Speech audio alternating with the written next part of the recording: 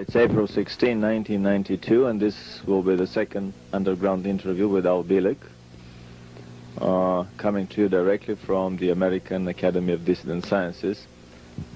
Al, would you summarize for our viewers, very briefly, for these that have not seen your first underground tape, what was the Philadelphia experiment and what was your part in it? Because all of our discussion in this second interview would be about what happened later and about some other projects that basically have not been commented about so far. Okay, very briefly, the Philadelphia experiment was a project undertaken by the Navy during the war years, which had its early and original genesis in 1931 in Chicago, was moved to the Institute of Advanced Studies in 1934 in Princeton, New Jersey. And by 1940, they had a functional test which proved they could produce invisibility on a Navy ship. That was Rainbow 1. They classified it and made it a project called Project Rainbow. In March of 42, with Nikola Tesla having been the director since 34, he was to have a test of invisibility on a battleship. He deliberately sabotaged it because he refused to be responsible for the loss of life which he expected due to the extremely high electromagnetic power and energies involved to produce the invisibility effect. So Von Neumann took over, and in 1943, after a lot of preparation in mid to late 42 and in 43, they held the first test in July 22nd, 43, which was fully successful. The ship became invisible to radar as well as to the sight and to a camera. But they had some personnel problems, not super bad, but nevertheless those on deck were nauseous and ill and had to be removed after the ship returned to dock. The final test was 12 August 1943, and that one was a total disaster. After it disappeared and remained in hyperspace for some 4 hours by linear measured time in 1943, it returned. And there were some crew members missing, others on fire, and all those on deck were crazy, insane, except myself, who had just come back. And from that point on, the Navy, after one more aborted test late in October, washed their hands of the entire thing and scrapped the project and sent the Eldridge to sea as a regular destroyer after re-outfitting it. Now, the project was dropped in 43 due to the very bad and disastrous results. And in 47, it was taken up again at the request of the Navy. Dr. Von Neumann was asked to look into it and see if he could find out what really went wrong and if anything could be salvaged. He did find what went wrong, and since he was already working on a computer design from 1946 at the Institute of Advanced Study, he continued his work. The computer designs were completed in 1952. The first model was built. The second one went to England, and I think the third went to the Navy Department. And in 1953, with a totally new design, having been working on several projects simultaneously, they had a final test with the Navy in a totally new project in which there was no personnel interaction. They had full invisibility, radar and optical, and everybody was happy because there was no problem. So then we classified the project again and called it Project Phoenix. And that name, code name, Project Phoenix, became the genesis and the coverall for a multitude of sins and a multitude of projects which the government shoveled under that umbrella. They had everything from mind control projects to invisibility project, that is a continuation of the Philadelphia experiment, to time travel problems and time travel systems and time tunnels and attempts at crossbreeding humans with reptilians and a few other little strange things all came under that umbrella. So that is very basically and very quickly what happened with the Philadelphia project. The Philadelphia experiment, as it is called, was a disaster because it locked up with the Phoenix project, which was running through 1977 to 83, but in the last month of its running, the last 12 days in August, from August 1 to August 12th, Phoenix project was online continuously without let-up. And on the 12th of August, 1983, the two projects locked up. pulled the Eldridge into hyperspace, where it remained for some 4 hours by standard measured linear time. On deck or on Earth? Yeah, out in hyperspace. It was not on Earth. Yeah. It was in a limbo condition. And Duncan and I were running the equipment on board the Eldridge. When we saw it was totally uncontrollable and out of control and we couldn't shut it off, we jumped overboard and wound up in 1983 at the Phoenix Project. Stayed there about half a day, and we were sent back to the Eldridge to smash the equipment, return the ship to 1943. While this was coming out of the fields, the fog, and the equipment was running down because enough was destroyed that nothing would run anymore. As the field started to dissipate, we found, of course, 4 men buried in the steel as we went out on deck again, and a 5th man with his hand on the steel bulkhead, and a lot of other insanity all over the place, everyone running around totally in gibberish, insane. Some of the guys were burning, some were disappearing and reappearing, and it was a total disaster. Duncan took one look at this, jumped overboard, went to 1983, as later record showed, and that was before the fields totally collapsed. He was still able to get back. He didn't want any part of what he saw.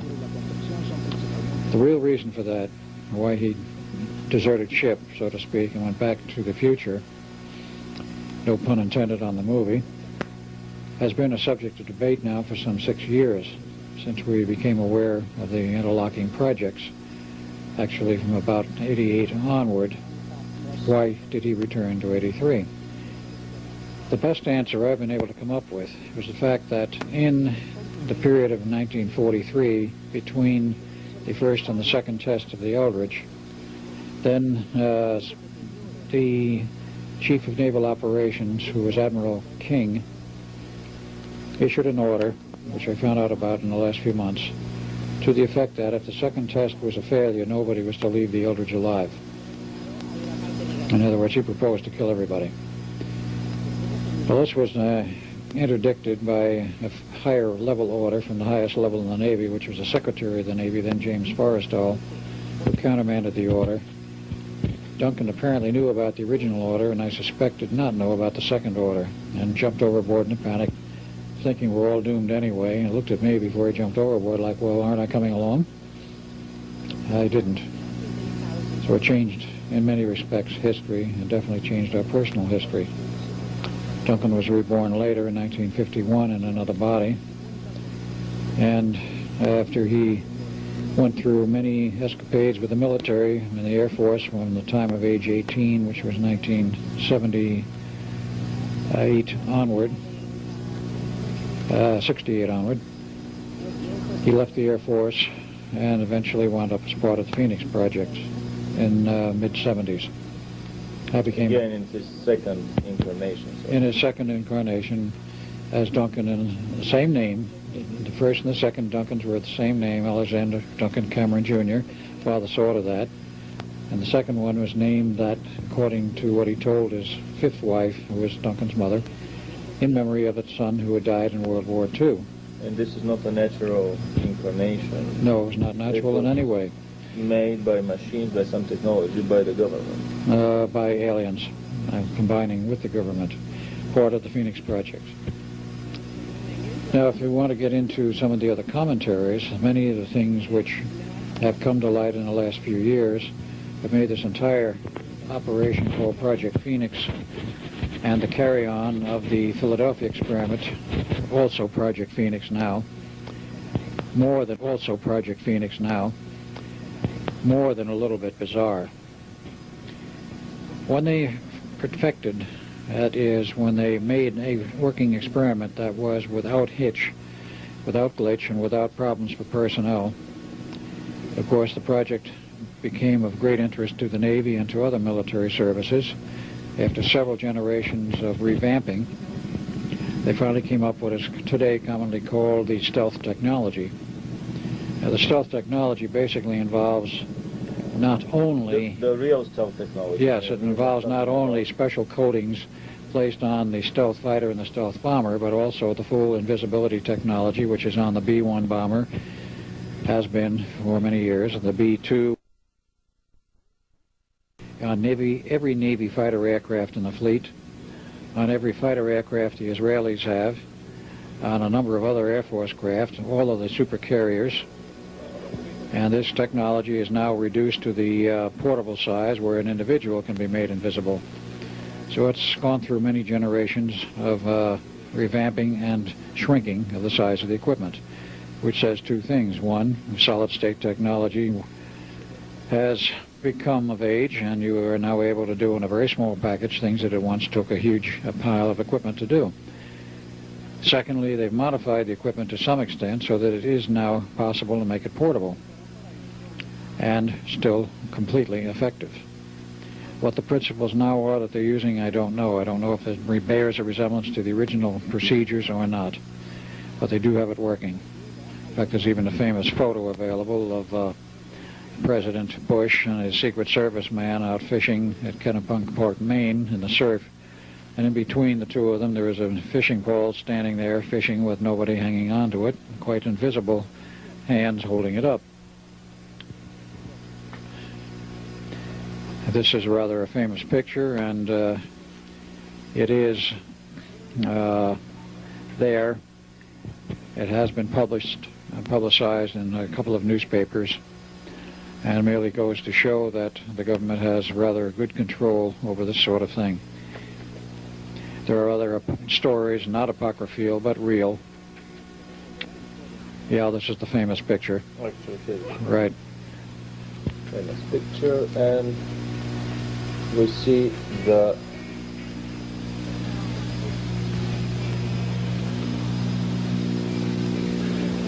you see the president on the right in his pink shirt, Secret Service man on the left with his arms crossed, and the fishing pole standing there all by itself in the surf. And it's very strange. If you look closely, you will see down in the water there are splash marks around invisible feet.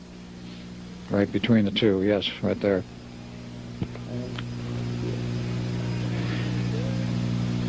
Now the angle seems a little bit off in terms of the way the poles are fishing, but we don't have the full picture of exactly what bay they were in or where this was and exactly where their lines were actually anchored. Well, this now can be done by either one of two techniques. One, hardware, or the second one, I understand, is they can put the human, that is a Secret Service man, through a special processing where without hardware he becomes invisible for about 72 hours. And then he starts to do the invisible man number and start to come back into visibility, and also if he gets, I understand, violently ill when in the process of coming back to, quote, normalcy, unquote. Either way, they have control over processes of invisibility. Hangover.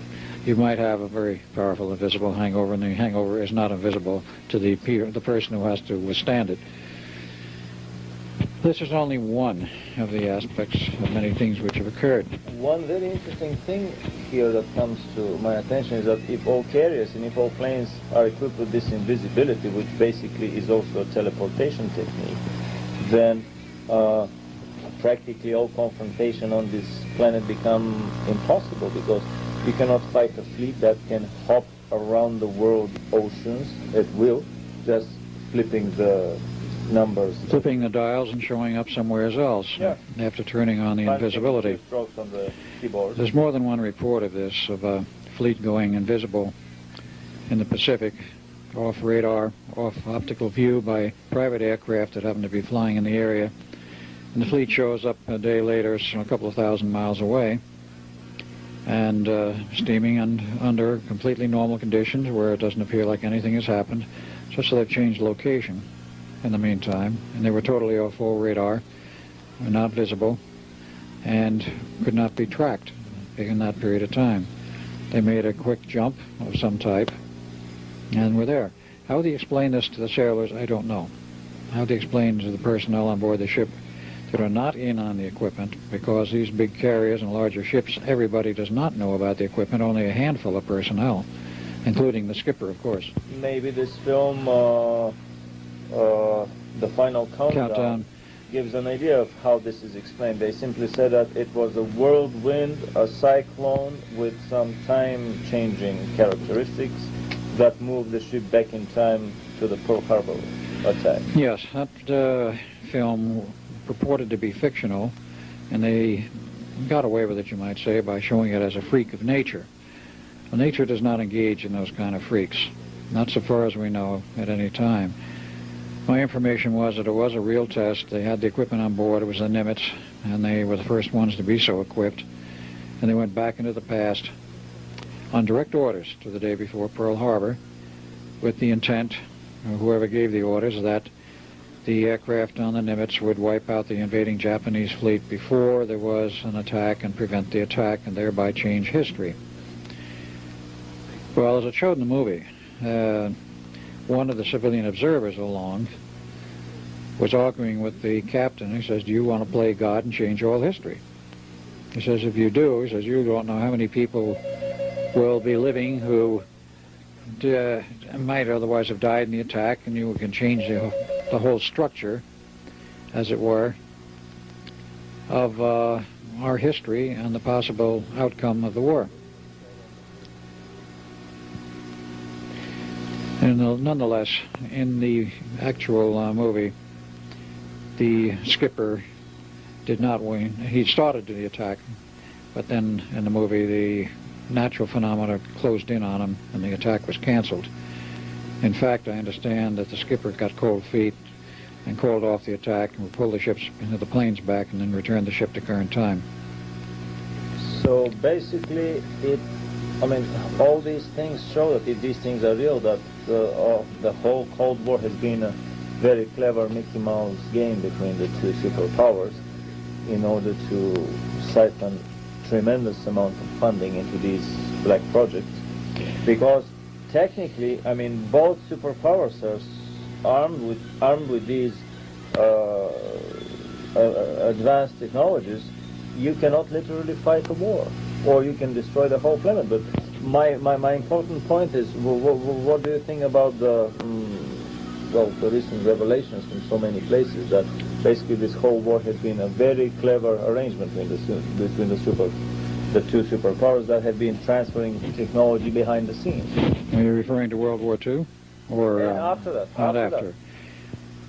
Insofar as World War II is concerned, I would say yes. There was a great deal of covert transfer of technology, not just before, but during the war. Before the war, it was not covert.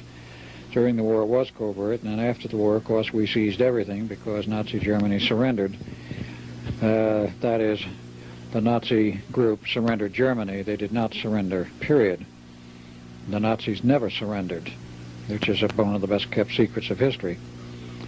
They merely moved out of Germany and went to Antarctica and took all their best projects and hardware with them. But insofar as the covert technology transfer is concerned, there's a great deal of evidence that there was a continuing covert transfer of personnel. My father was in on some of this smuggling of people out of Germany to the U.S. prior to and during the early part of World War II. And with it, some of the technology, because the Germans developed their own time in 1945. We developed the equivalent of it with the Philadelphia experiment in 43, and an actual one in 44.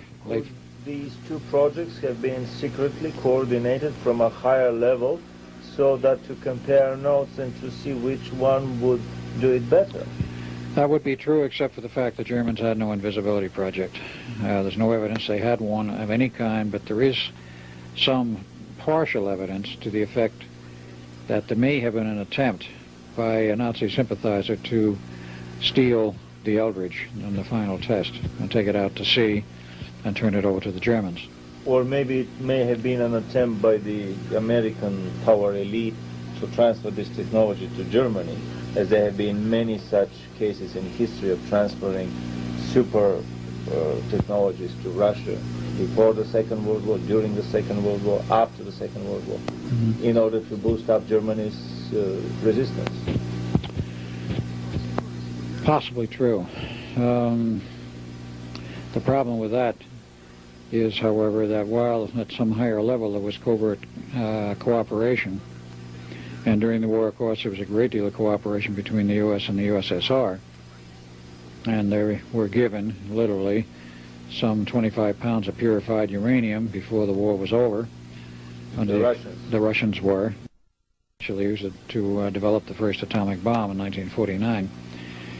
But this type of cooperation there was between allies. Between Germany and the United States, there was a different story.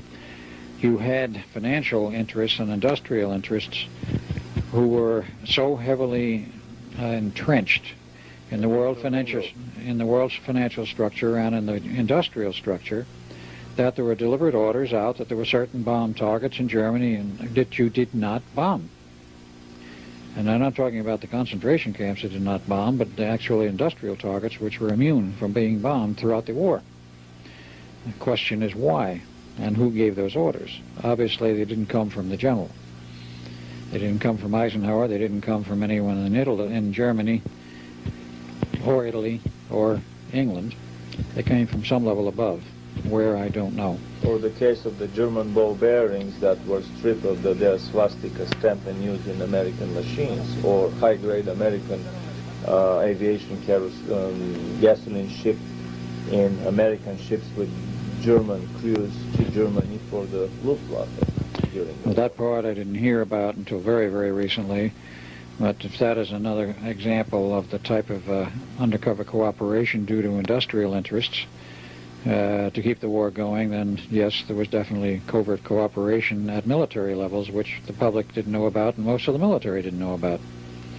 We also have the fine example of the Germans developing jet aircraft in 1939, operational, and they had jet fighter aircraft and two-engine fighter craft and jet bombers, and by 1941-42, and rockets by 43, which were ready to go in production in 41. And this was before the British ever heard about a jet engine. In fact, they only heard about it because the Germans were building them. And they probably captured one. And at that point, they tried to replicate it. They couldn't. They went to a different design, which was grossly inferior to the British design that was changed much later. But they did not have the correct design. The Americans, I understand, did proceed with the design very much according to the original German designs. Guess where did they get the drawings? I couldn't imagine. Much of this sort of thing went on. You also had, in terms of some of the more bizarre projects, you had attempts in Germany which were becoming quite successful at mind modification, not strict mind control, but mind modification in terms of indoctrination, which was used by the SS masters to indoctrinate the SS troops in their special rooms where they were being impinged by 27 kilohertz high-frequency energy off of special loudspeaker systems, which hit them in the rear of the head. I would like to add a little comment here on the transfer of technology, and then we will turn to mind control. It's very interesting to notice, according to a study by an American professor from a major Ivy League university, I think it was a Princeton University professor, that studied Russian armaments industry from the 20s all the way to the 50s.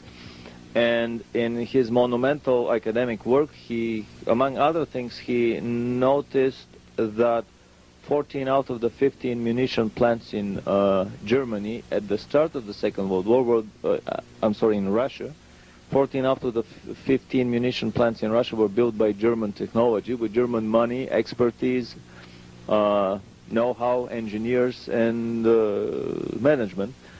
And even to these days, the AK-47, the Kalashnikov submachine gun, fires with bullets that are the original German Mannlicher bullets for the rifle that the Germans had during the First World War. So basically the Russians fought the whole Second World War with munition produced in German munition plants. After the war, I've heard stories that, for example, Rolls-Royce sold a whole factory for jet engines to Russia because the Russians were way behind, even behind the British, and the British were behind the Germans, just in time for the Korean War. So the whole Korean War was fought with MiG planes that had their engines built in a factory somewhere in Russia that was delivered by Rolls-Royce. Later on, I've heard stories about a whole nuclear submarine being sold to the Russians secretly in the 70s to boost up their submarine fleet because they were lagging pretty much behind And so this Cold War confrontation was not very real. Everybody in the Pentagon knew that the Russians are behind in submarine production, so funding could not be appropriated by Congress for new construction. Or way back in the late 40s, when the Russian ambassador stole a nuclear warhead, a nuclear bomb, and smuggled it out of Washington in his suitcase and onto the plane. All these things do not happen by coincidence or through sheer geniusness of the Russian secret services. They are cleverly orchestrated and arranged at a higher level, conspiratorial level, higher than the leadership of the CIA or the KGB, in order to coordinate this Cold War and to have the two adversaries basically equally strong, so that money could continue to be appropriated by both the American Congress and the Supreme Soviet. And this has been going on for all these years. My personal feeling is that behind the scenes a massive space program of the two superpowers, with the cooperation and participation of other countries, has been going on. And what we see in Star Trek as a fictional reality is probably a Monday, everyday, 9 to 5 jobs for a limited select group of elite intelligence personnel and elite scientists in both Russia and the United States. But I would like to have you all discuss a little bit more about the German mind control projects and how they were later carried on in the United States. Okay, the initial work that I know of that was carried on by the Germans involved the use of sound techniques, which produced a semi-hypnotic effect on the persons, groups in the SS being indoctrinated, so that the indoctrination training would take more readily. This equipment at the end of World War II was captured by what they call the Buck Rogers flying teams, who went all over Germany looking for new technology, things that they wanted to bring home to the United States. Quite aside from the 30 railroad cars full of patents and paperwork which they brought back to the U.S., they found all kinds of little interesting pieces of hardware. And one of them was this indoctrination hardware, which wound up in Los Angeles, went to the Technicolor Corporation to replicate the electronics, and the speakers, which were to replicate the electronics, and the speakers, which were very specialized, wound up with Altec Lansing to be duplicated. I know this because of a certain friend of mine who was involved in the project at some level at the time. And after they analyzed what had been built and how it worked on the human head, the hardware was replicated, went into production, and nobody knows where it went. But it was used, of course, in the U.S. somewheres. Exactly where is an unknown at this point. The other factors that go on is, of course, the Germans started this. The Japanese also had their own program going using a totally different approach. They were using microwave energy and a special technique working on the head. I do not know how successful they might have been, but the project was taken over by the U.S. at the end of the war and swept totally under the rug with a complete silence. The work continued basically at Brookhaven National Laboratory starting about 1947. And there they had already in place, having been smuggled across the ocean from Germany, a considerable number of refugee German Jewish scientists. And they were part of the mind control projects and certain other projects. They went to work at Brookhaven, Brookhaven being a national laboratory, to work on the continuation of mind control techniques. Since Brookhaven is a national laboratory, it is funded by tax money, federal funds. They therefore have to make a report every month as to what they're doing, all the projects underway, and a general report of progress, lack thereof, or whatever. And this went on for some 20 years. And then after approximately 20 years, or close to that, somebody in Congress decides to start reading these reports. Instead of just stuffing them in some cubbyhole, they started reading them. They found out about mind control. At that point, somebody in Congress blew their lid, said, what, mind control? If they're building this sort of stuff, they might use it on us. Cancel the project. the project was canceled and the scientists were thrown out of Brookhaven, and they were looking, of course, for a new home to continue their research. And they found it not far from Brookhaven, which was in the eastern half of Long Island, further east to a location called Montauk area, and there was a military base called Fort Hero, which was operational. It was an Army base and an Air Force base at that time. The Army part of the base had been there since before World War I. The Navy was there with submarine pens since before World War I. But the Air Force moved in the early 60s with some specialized radar systems they were testing long range over the ocean, and eventually the SAGE system was moved in there about 1963, and that was decommissioned about 68, 69 because they went to the DEW Line project in Canada, still longer range and further north, and all of the SAGE systems around the U.S. were dropped. In that interim, the base was abandoned, was held as surplus property by the General Services Administration, and this group who was already there stayed. The Mine Control Group. The Mine Control Group. And they continue their projects. Now, other projects under the Phoenix Project, and I cannot say I know all of those which have been put under that little umbrella. Phase 1 was mine control, and that was moved to Montauk. That is to that location at the abandoned base. Would you comment a little bit on the other German inroads into mine control, namely the usage of cocaine, the regular usage of cocaine by their officers and engineers? Well, there you get into a very touchy subject, because in the United States today, cocaine is considered a controlled substance and a drug which will do you harm. I know a British scientist who came over to the U.S. prior to or just slightly after World War II, and when he was going through school, he regularly used cocaine. He said everybody in England did. Nobody had any bad effects from it. Nobody considered it a drug, and nobody considered it harmful. It is, after all, a derivative of cocoa, the cocoa leaf. And while it is a sort of energy and psychic booster, he used it to stay up all night and study for his exams, and then be bright and early and never going to bed, to his classes the next morning to take his exams, and he passed them. Now, this was not limited to England. It was also being used in Europe and in Germany, and at that time there was no control on the substance prior to World War II, and for some time thereafter. And it was regularly used by a lot of these people as a sort of psychic booster. Now, here you get into a very delicate matter in terms of the medical interpretation of what cocaine, not talking about other drugs, other hardcore drugs, but cocaine itself, as to whether or not it is habit-forming or not.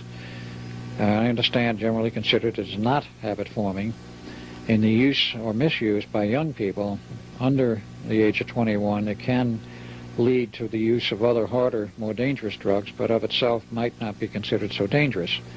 None of the reports by the LaGuardia Commission in the 30s in New York indicated there was any problem from marijuana or from some of these other drugs, and they were then, at that point, wide open in usage. There was no control on them in the 30s, in the U.S. or elsewhere, to my knowledge.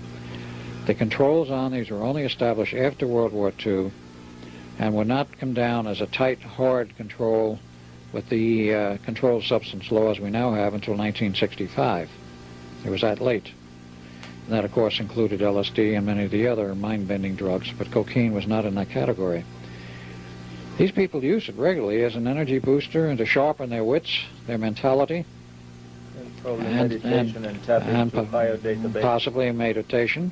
Definitely some of these compounds, particularly peyote, as one example, and LSD is a synthetic, but peyote was a natural derivative from the peyote mushroom, was definitely used and still is used by the American Indians as a part of their rites, but it has been used by many people experimentally in the past as a means for expanding the human consciousness and looking into other areas beyond the normal physical reality.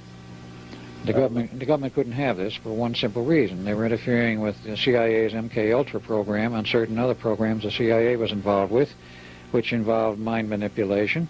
And if you get somebody with an expanded mind, with more awareness and more understanding, they will be able to see through these other programs. But if you cut off the means, somebody patched your memory, right? If you cut off the use of these materials or their availability, then you're not going to be able to take a better look around you. You might not be able to find out that your mind has been tampered with. on one of the government projects, which were rampant in the U.S. and Canada. In Canada, from the CIA, from the late 40s onward. And it's basically the chemical drug aspects from the early to mid-50s. And MK Ultra was only one program. There were many others.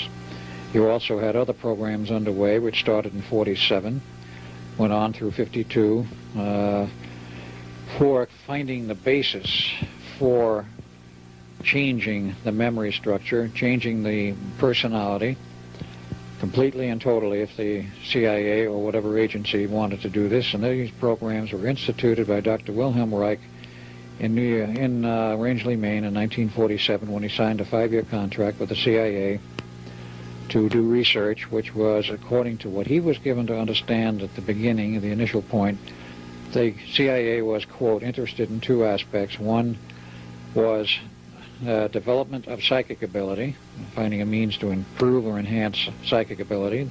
The second part was they wanted to find a means to deprogram people who had been programmed. To brainwash them? Well, they didn't. Old memories? They didn't state that to Reich, but he soon found out that's what they wanted. And he blew his stack and falsified the experiments. Contract killers if necessary. Right. He found basically the means whereby you can totally reprogram a human mind at will and change its structure, its intent, its the memory patterns and memory functions, commands being built in to control that individual so they were no longer a free agent, even though they might be under the impression they were. Certain command methods could be used to have that pre-programmed person on command do something which had already been programmed into them by the CIA, NSA, or whoever was using these techniques. This was all part of the mind control programs of the 50s and the 60s and the 70s. And this stemmed from basically German work and from some Japanese work, because the Japanese work comes into the picture later in the 70s onward using RF techniques, microwave, and satellites. But this required a great deal more research in between after the beginning programs of the 40s and the 50s. Wilhelm Reich threatened to expose the whole business to the public, and he was then they attempted to hold him to court once in 1954. He refused to show and he got away with it. He sent a letter to the judge. But he was inherently unhappy with what he had been used for and said he would never work for the CIA again. In fact, all of his lab personnel were armed to the teeth to keep out one particular government agency, and that was the FDA. If any FDA personnel ever showed up on any of his lab property, orders were to shoot first and ask questions afterwards. Other government agencies he cooperated with. It was very interesting for me, the connection that you were discussing yesterday between some certain indoctrination techniques by Indian yogi cults that were later introduced into the CIA, indoctrination techniques that involved some specialized sexual practices.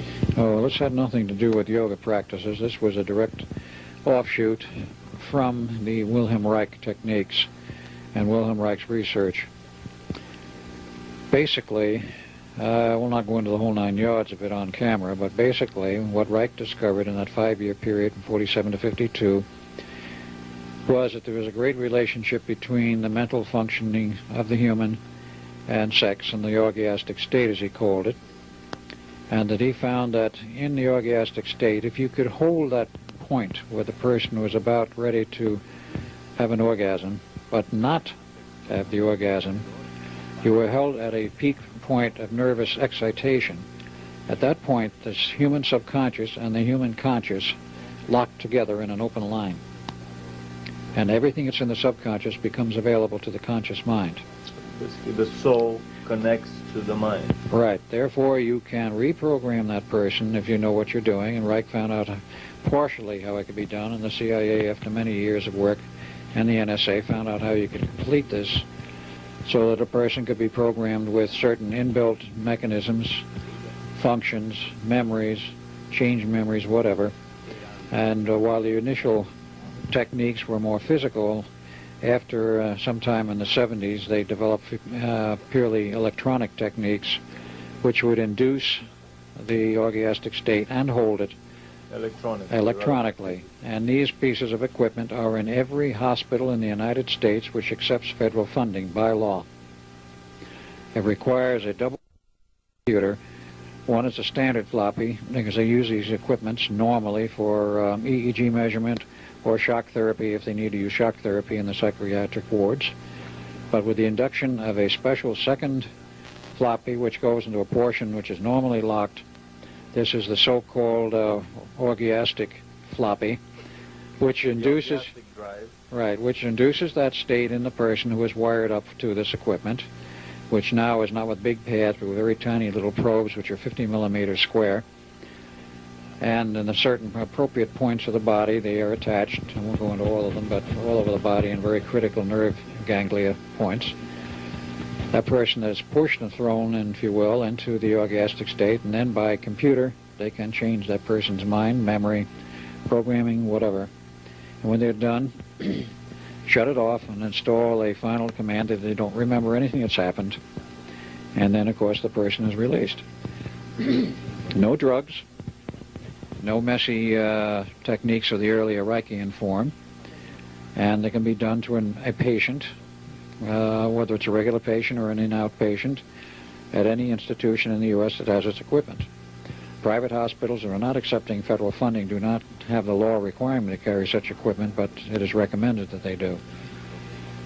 But every major hospital that has federal funding has required by law to have at least one of these machines there, and they're usually kept under tight lock and key. This is how far some of the programming techniques have gone in this country, and this is only one example.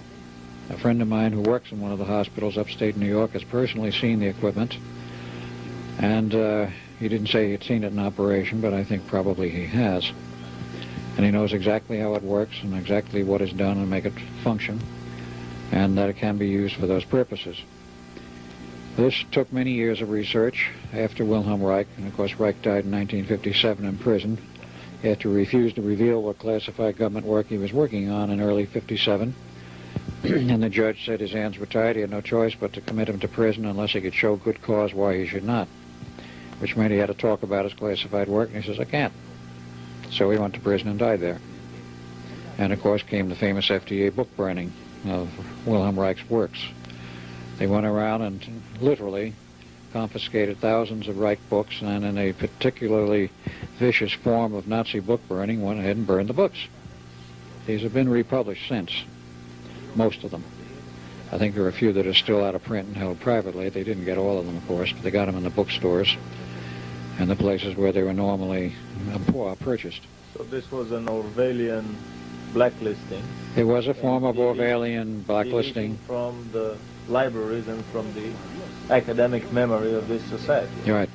He was showing in all of his published works, which was not only his journals, his Journal of Orgonomy, but all of the various magazines, the books he had written and published, which were many, about a dozen.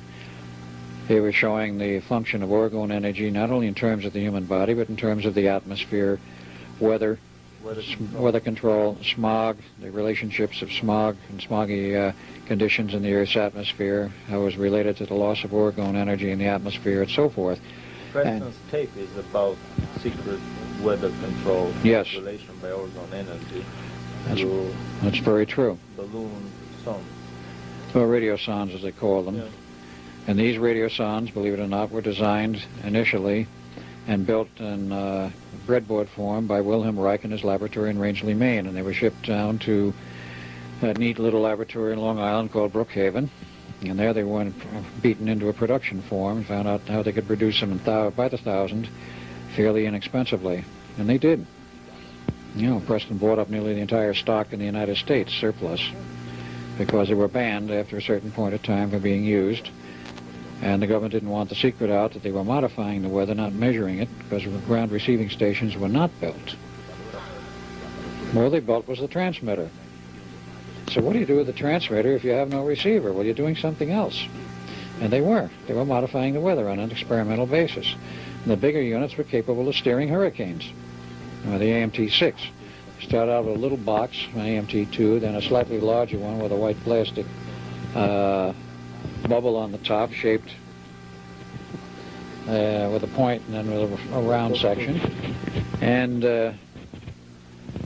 this AMT-4 was a little more powerful. And you used that as a more advanced form of weather control. This is one of the earlier models. And this was the earliest model, the AMT-2, which comprised of this white portion. It had the same antenna in it. It was run by a battery pack. And the rest of it was a different kind of a box structure, which contained some elements, namely three sensing elements. One was barometric pressure. The other was a special strip which actually sensed the amount of orgone energy in the atmosphere and converted it to an electrical signal. The other one sensed the amount of Dor energy, which is considered disintegrant orgone energy in the atmosphere, sensed that and gave it an electrical equivalent. And then went through a special modulator chopper system, and it was fed out in the transmitter, that small unit being one of the first ones, rather low power, which would then modify the weather experimentally in a limited area. They went from smaller to bigger boxes, and finally to the big AMT-6, which in its final form, which you can hardly find anymore, was in a cylindrical tube. It stood about this high off the floor, about that diameter, and had a huge antenna that stuck out at the bottom about that long, about that diameter, and had a huge antenna that stuck out at the bottom about that long. And the antenna was deployed after it was in flight, so to speak. The large ones were taken up in a plane and dropped off a parachute. The smaller units went up in a balloon. So basically this is a manipulation of the micro and of the macro, from the mind to the weather. Yes.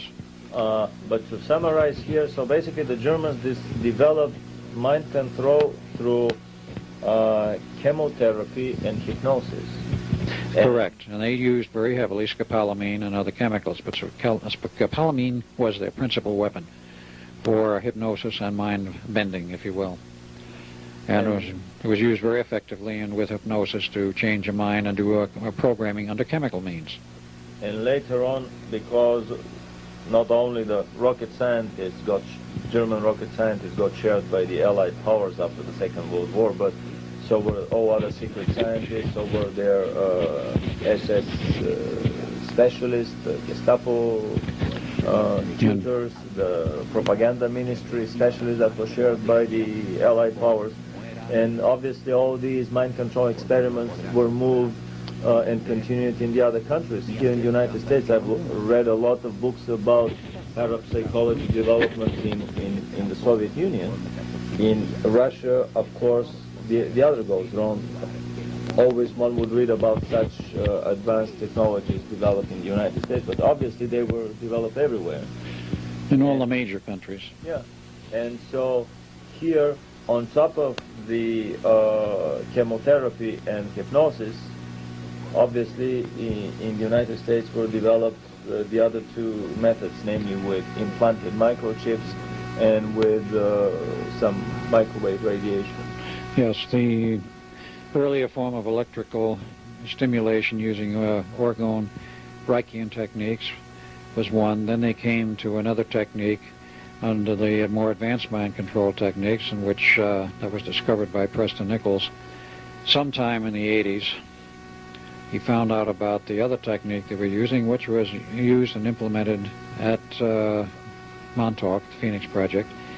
It consisted of a more or less standard low-powered radio transmitter. He replicated the whole system as an experimental test. He took a 250-watt surplus radio transmitter operating at high-frequency range, which says between 3 and 30 megahertz, designed a special modulator for it, and then had a tape recorder which had a tape recorded on it which said, in essence, quote, anyone hearing this message will call such and such phone number. And that phone number happened to be a Long Island phone number in the home of a friend of Preston's. He didn't use his number.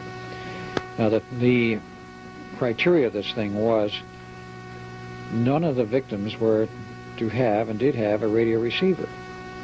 What they were doing was broadcasting second-order energy, which the human mind picks up and decodes directly. as if it had a radio receiver. The human mind does have a radio receiver operating at second-order frequencies. Telepathic receiver, basically. Basically a telepathic type of receiver. And you can make it work just as well with an RF transmitter, a radio transmitter, if you know how to do the proper modulation on it, because what you're doing with a tube-type transmitter is you're already emitting not only ordinary electromagnetic waves, which is first order, but second, third, fourth order. And there's not go through solid-state electronics. Correct. And what they did was turn this thing on and let it run for maybe 8 hours a day for about 3 days. He wanted to find out, Preston that is, wanted to find out if this technique was valid, i.e. would people hear it in their heads. Now they did. They had a tape recorder, an automatic answering machine tied to his friend's phone number for about 3 days. They received over 600 phone calls from all parts of the eastern seaboard of the United States and as far away as Florida. When they finally went through them all, they found that there was actually only about 200 separate individuals. Some of them called several times because this message was on the air for about 3 days. It stopped then because of the fact that somebody in the government found out what they were doing, located the transmitter, which was no problem for the FCC, with all of their portable vans, and hauled off the transmitter. Next thing that happens, the tapes they recorded on the telephone system disappeared, and then sometime after that, the gentleman who let his home be used for this little experiment disappeared himself. But he proved the point. You can program a person and condition them in such a manner that from a specialized radio transmitter, they can receive a signal directly without having to carry a little box around in their pocket. The only box they need is a working brain up here, as you'll pick up the signal and decode it. And if they're already preconditioned, this is the key, they must be preconditioned by whatever programming is put into them. If they're preconditioned to hear this signal, because you see, everybody can call in, only the people who have been preconditioned.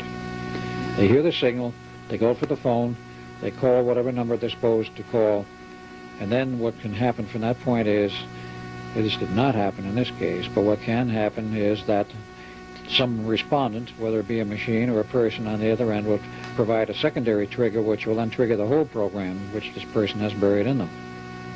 And then they become the robot, the automaton, to do whatever they're doing, like mass killers, schoolyards or cafeterias, or in the tops of the Belfry Tower at UFC Berkeley, which is a famous case there, where this guy went up there, gunman went up there with a rifle and shot about 15 people. So it's your opinion that it was an experiment? It could have been such an experiment? That could well have been.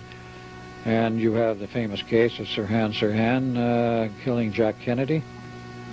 He shot wildly. He hit Kennedy with one bullet, but it was proven forensically that the bullet that killed Kennedy never came from Sirhan's gun. It came from somebody behind Kennedy, firing from less than 3 inches from behind his right ear.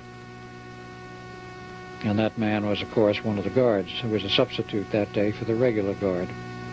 They planned these very carefully. But then they have to have a patsy, so Sirhan was a patsy. He was accused, he was tried, and he was convicted, and went off to prison.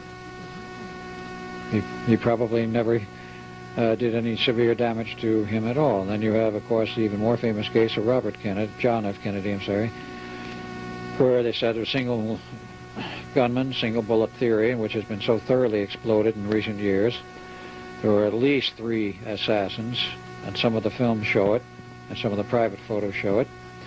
And of course, poor little Mr. Oswald, ex-CIA agent, was the patsy, and they sacrificed him, properly set up, to call him the gunman.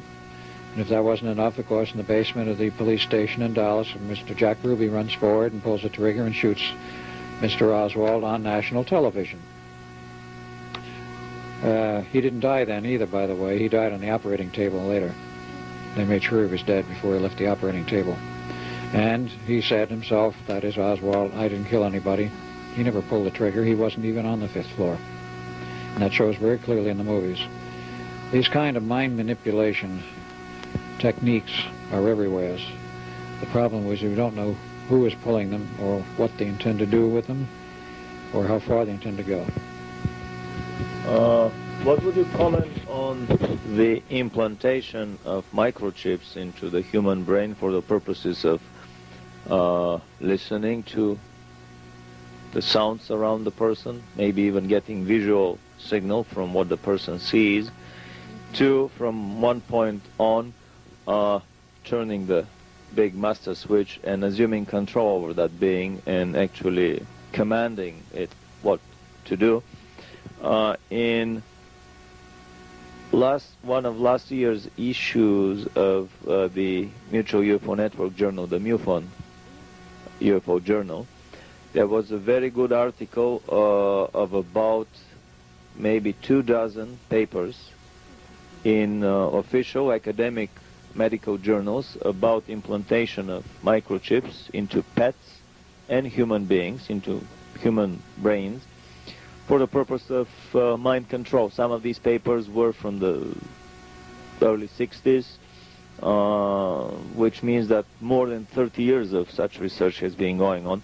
This is a topic very important in the field of ufology, with all this mind implantation by the little grays going on.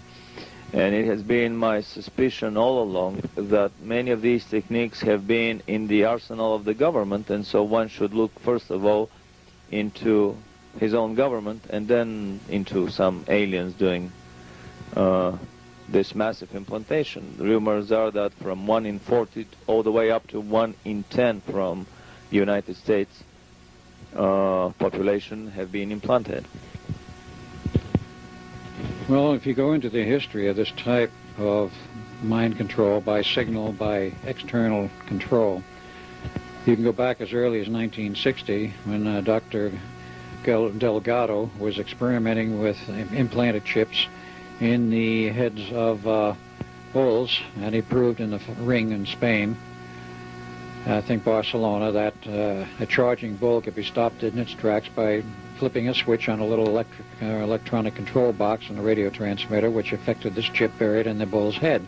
The bull, like a radio-controlled model. Similar to a radio-controlled model, except he was doing a very simple signal transmission, which caused the bull to turn aside, and was set up in some manner, which made a very effective control of the bull.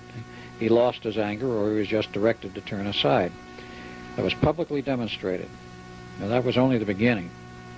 Nobody has been able to find out exactly what Delgado did since then, but of course you have the spectacle of the CIA continuing, and as microchips were produced, you have had implants which have been found in people's heads by the proper high-definition radar, not radar, but X-ray systems, and also the MRW systems, or MNR.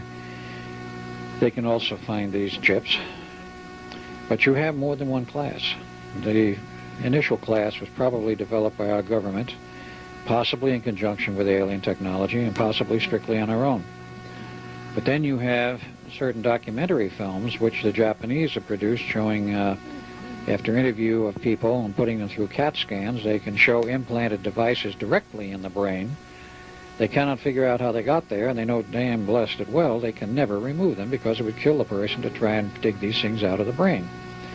And they cannot explain how they got there. They cannot understand the technology involved because it's not terrestrial technology.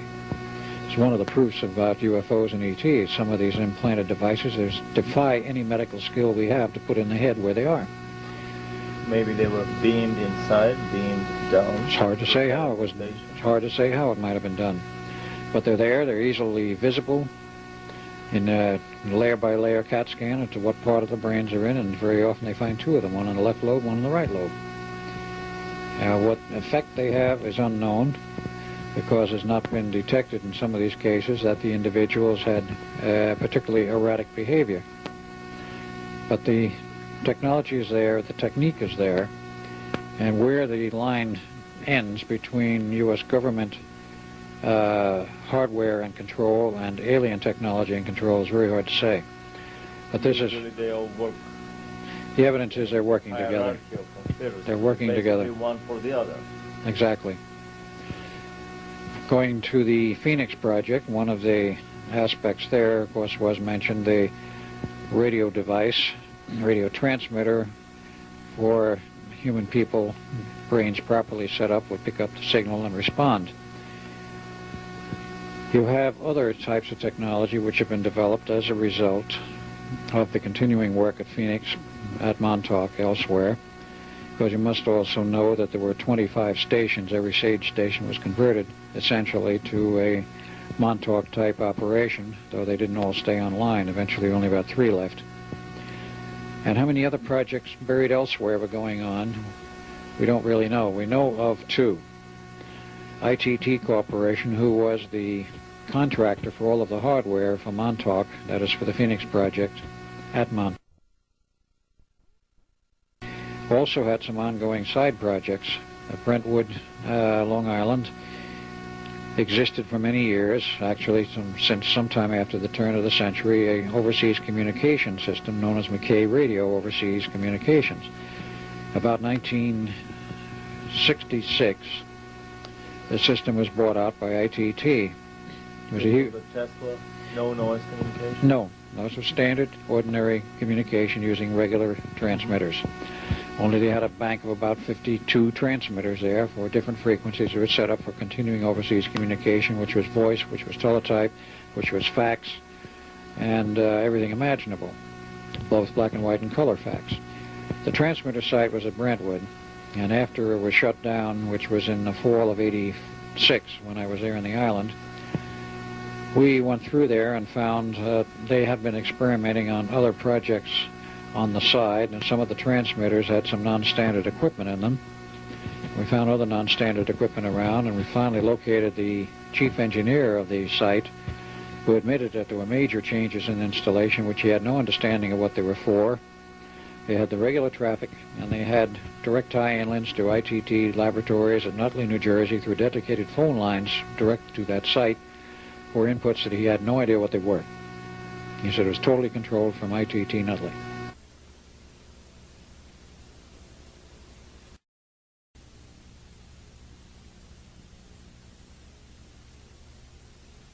Now, they had a parallel project going on with certain other aspects, which the transmitter site had to have a receiving site.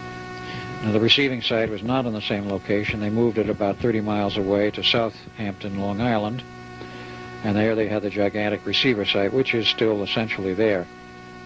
The transmitter site was demolished and converted into a industrial park, which is all you see now as an industrial park from about '87 onward. But in that site, some strange things went on, and the story of how the project came down is even stranger. Might be worth noting. We had to track back, and Preston Nichols was very heavy in this because he's a radio amateur and he's in the radio amateur clubs. And he had been by that place many times, and one October night, with he, Duncan, and myself in his van, headed up to the place. He wanted to show me this vast transmitter site. He says, I don't think we can get on in there, but it's there. Well, the gates were wide open, the guards were gone, the power was off.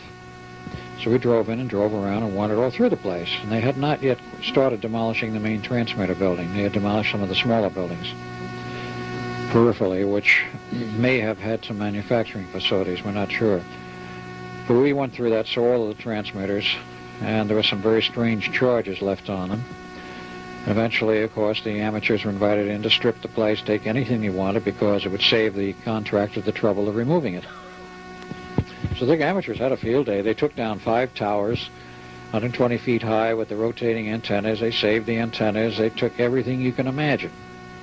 And when they were done, they still had literally tens of tons of hardware to scrap. The transmitters eventually were bulldozed, what was left of them. But we couldn't understand why this place shut down, because it was a functioning overseas communication system. Well, finally the story filtered through from ITT Corporation's headquarters at Maiden Lane, New York, about a very strange occurrence in one night in September, actually a Saturday.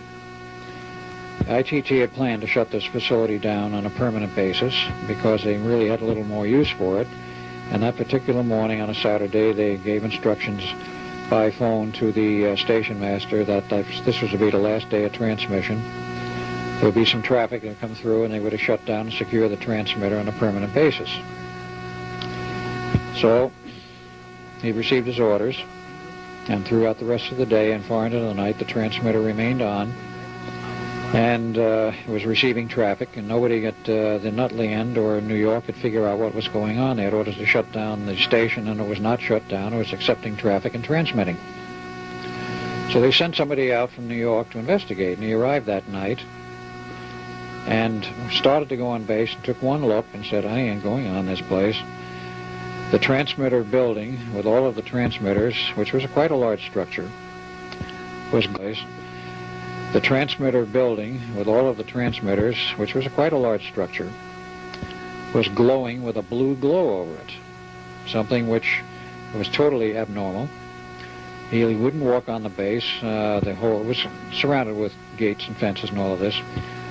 He wouldn't go on the base at all, and he went to a telephone and called Nutley and said, there's something very strange going on here. I refuse to set foot on base because of this very weird blue glow, and it just doesn't seem normal at all. And attempts from Nutley to contact any of the personnel on the base in the latter part of the afternoon and the early evening were futile. They got no answers on the phone. So they said, okay, don't go on base. We'll come by with a crew in the morning and we'll shut down the power from the substation outside the operating area, which they did. And then they went on base. Nothing wrong, everything appearing perfectly normal. All the equipment was there. 12 people on that base earlier in the day had vanished completely, were never found. Not a trace. They finally had to tell the families that these people had disappeared. How they handled it, I don't know. But about 3 days later, they fired up the equipment to see if there's anything wrong with it. They found nothing wrong with it, whatever. Every piece of equipment on that base operated properly, but nobody was there. So ITT shut it down and did a little head scratching and finally says, okay, we don't have anything more to do with this place, get rid of it. So that was when the order came to sell it. They found somebody who was a developer of industrial properties, and they bought it lock, stock, and barrel for $5 million cash. They finally found out how much they paid for it. And ITT told him, you get everything. He says, we don't want all this transmitting gear. He says, you got it all. We don't want it. It's your problem. So that's when came the famous offer to the radio amateurs to come in and have at it and take anything they wanted. And they did for 2 weeks or 3 weeks. And then, of course, eventually everything was torn up and the transmitters were destroyed, the buildings were leveled. I was there when they were doing it. And the underground facilities, and there were some extensive underground rooms, they were so strong that they supported the bulldozers without bending at all. What they did with that, I don't know. But they eventually cleared everything, and it's now a large industrial site, and there's no trace of the old transmitter towers, the buildings, or the site. But that story was weird in that whatever was going on at that station, apparently the station or something connected with it wasn't about to be shut down. So into the blue went about 12 people, somewhat reminiscent of what happened at Montauk not too long before, except there it was a different phenomenon. But that's some of the strange things that have turned up in Long Island in the process. This reminds me of these additional byproducts of the Philadelphia technology way back in the 40s when seamen were disappearing off the deck of the Eldridge, and then somebody else appeared, another seaman appeared in Italy, buried in a brick wall. Then that barroom fight with the crewmen that came out of nowhere. Yeah, they were all interesting stories. The one about the barroom fight is documented. I do have the newspaper clipping finally, which documents a group of sailors coming out of, as they put it in the paper, the rear room of the barroom, fighting and engaging in a brawl, and involved themselves with the customers in the bar, and bar stools were overturned and things were damaged, and they estimated $600 worth of damage, which was quite a lot of damage in 1943. And the MPs and the SPs were called, and the police and the shore patrol hauled off the sailors, and the Navy said they would pay for the damage that was done. The only problem with the story was there was no back room in the bar. There was nothing but a wall. And it would appear that these sailors came out of the wall, probably connected with the Philadelphia experiment. We don't really know, as has never been run down for the ultimate answer as to where they came from. The other story I've heard once, and I've not been able to get any data on it, is that about the same time a sailor, an American one, turned up buried in a brick wall someplace in Italy. Quite dead when discovered, but the body was half buried in the brick itself. And this was very reminiscent of what happened on the Eldridge. where 4 bodies were buried in the steel, 2 horizontally in the deck and 2 vertically in the bulkhead walls. So the phenomenon that was created by the Philadelphia experiment in the final test was enormous, was very far-reaching, and was very, very destructive of many things. And we perhaps do not yet know the full story of what it really did. But we do know that the Navy, of course, wouldn't leave it alone. Eventually had to pick it up again in 47, which I've already outlined. I remember a story here, a very interesting story that I heard on American radio, American Forces Radio in Japan in the late 70s, about a big rock that was a program on unexplained phenomena, Fortean phenomena. One night, a big rock, huge boulder appeared out of nowhere in the middle of the city square of a American city on the East Coast. Next morning, all the city elders gathered. The rock was so big they couldn't haul it in any truck. They had to cut it in pieces or to dynamite it. Scientists were called in, and one of them said, well, maybe this is a materialization of some material out of a different dimension. And I said, nah, different dimension, my left foot. That was almost 20 years ago, when I have absolutely no idea about time travel, about different parallel dimensions and so on. 14 phenomena. Yeah, the 14 phenomena were absolute taboo in Eastern Europe, and still are widely unknown. But the program ended with the words, and the name of this scientist was Albert Einstein, and I clearly remember to this day cold ants crawling down my back, because I realized that there may be something more serious to this rather than just a simple joke. Then I remember another story in a science fiction magazine. My personal feeling is that many of the science fiction stories that we read, and even many of the tabloid reports that we read, and that the supermarket checkout lines are daily, I'm subscribed to most of the tabloid papers, and the Weekly World News is my favorite one. My feeling is that this is a very subtle way of manipulation and of education of the whole society. It works on a principle similar to the immunization of an organism with a weakened poison or a weakened disease, so that the organism can develop its antibodies.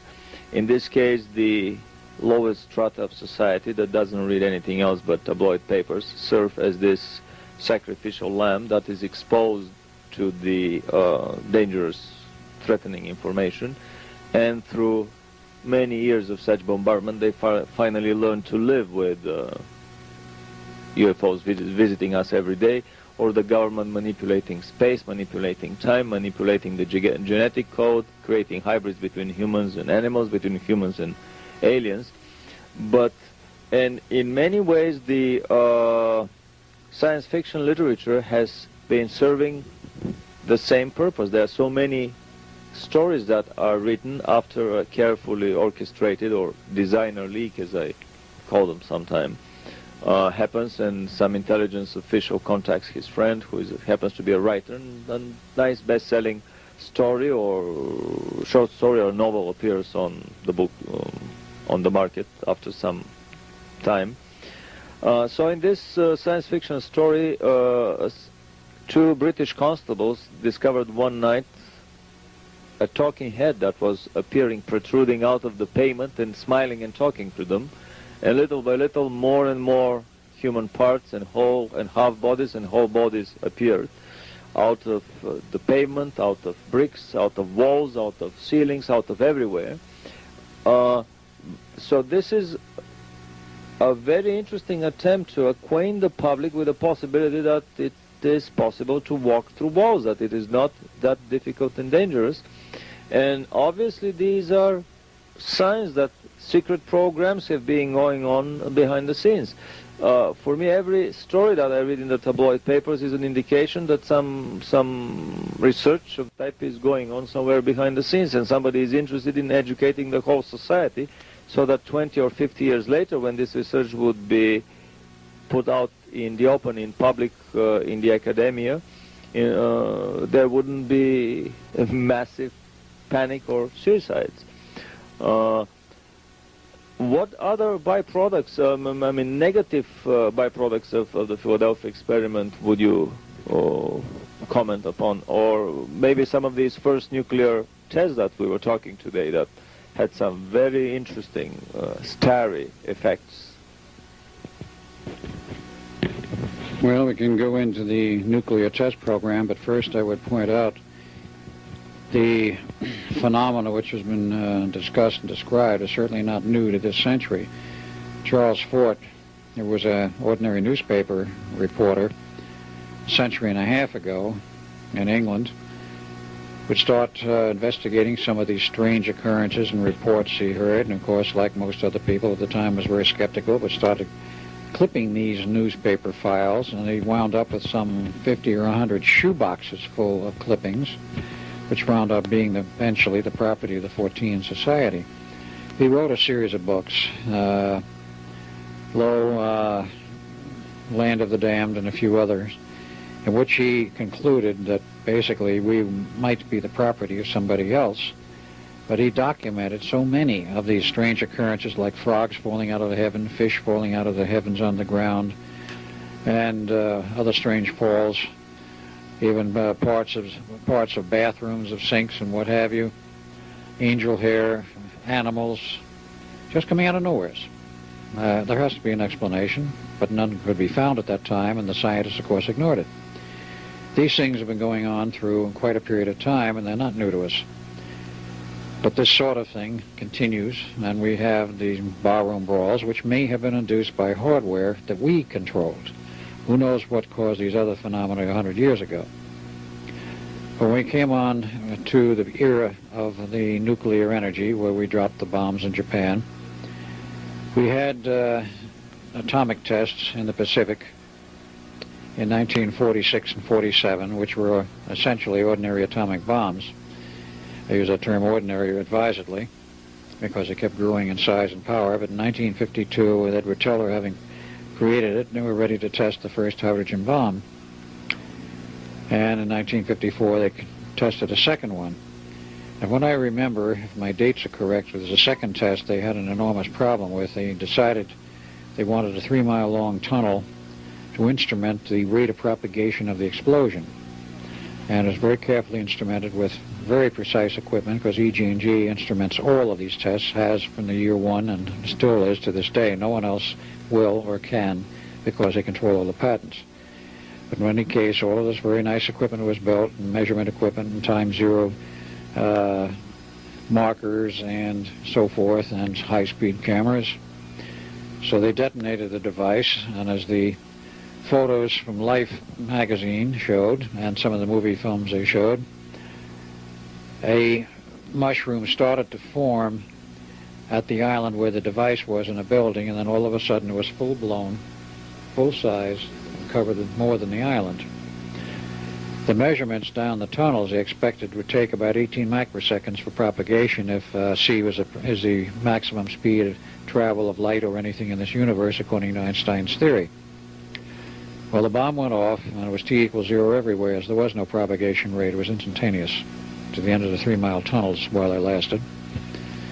And this threw all of the physicists into a tizzy. He literally threw out the physics books and says, well, we're back to square one, we start over. And none of the physics we know works or means anything anymore. And of course, one of the other aspects was Life somehow got a hold of the photos.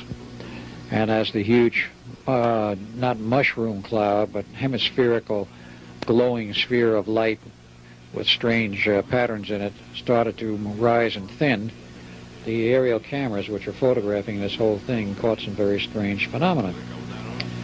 You could see from the camera and from the pictures which were published by Life that you were looking through the fireball into what was apparently another universe.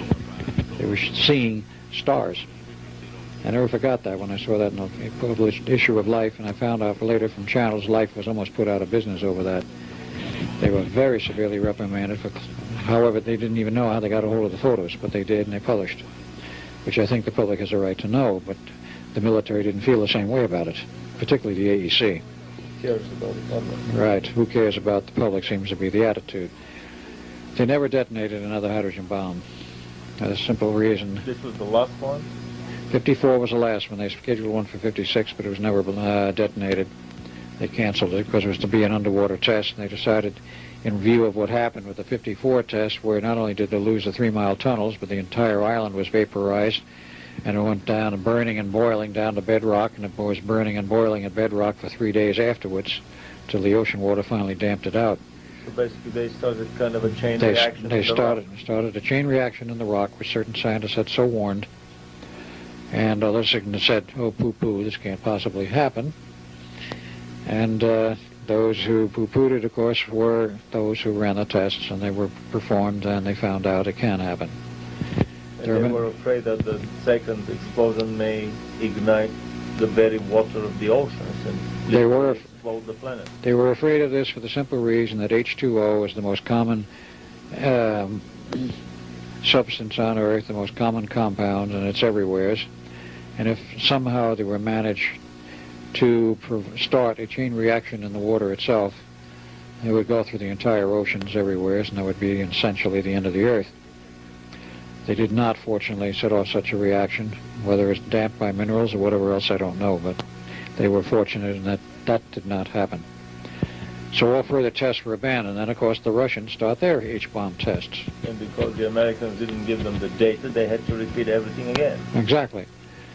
So they had their one and only test, which I believe was about 1959.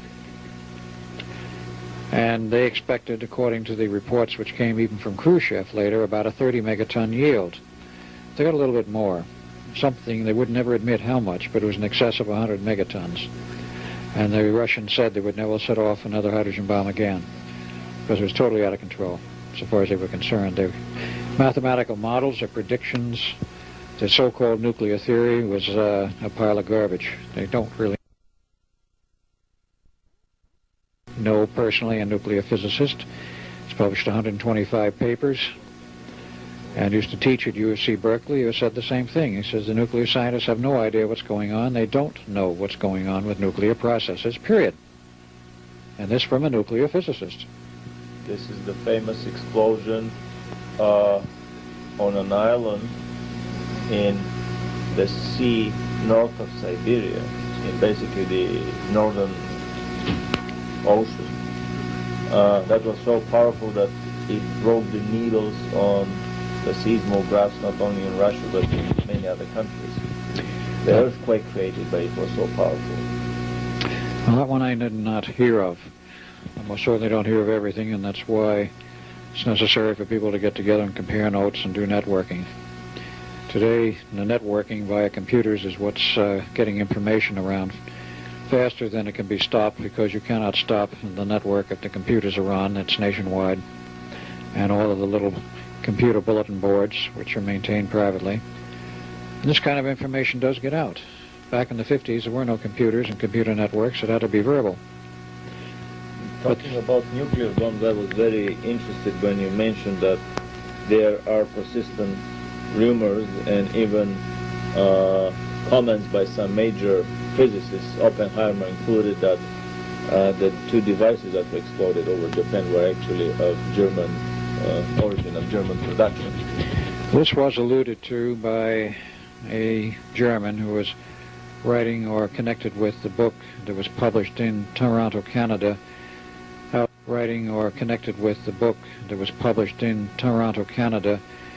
outlining the history of the UFO development in Germany, and also making some passing reference to the nuclear program which Germany had ongoing during World War II. And it was known, it was found out after the war was over, it was known that the Germans had developed and had built a number of atomic bombs which were in their arsenal and apparently never used.